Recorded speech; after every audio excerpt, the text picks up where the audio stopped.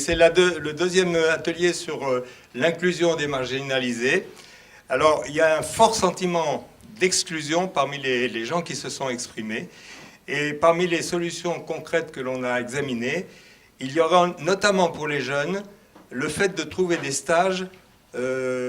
qui sont inclus dans la scolarité beaucoup plus facilement que ce n'est le cas actuellement, parce qu'ils ont le sentiment qu'il y a une discrimination vis-à-vis d'eux. On a vu qu'il faudrait trouver, alors ça c'est un plan plus général, des interlocuteurs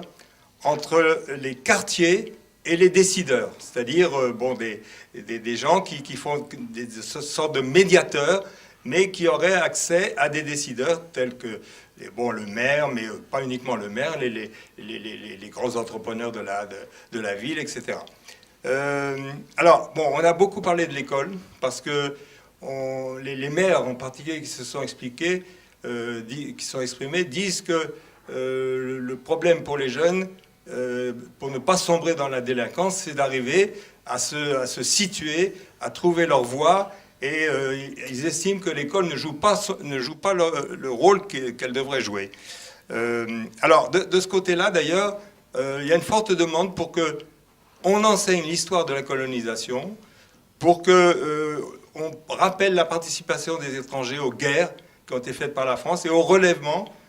du pays après les guerres. Alors, on a aussi parlé de renforcer les associations, parce que c'est quand même,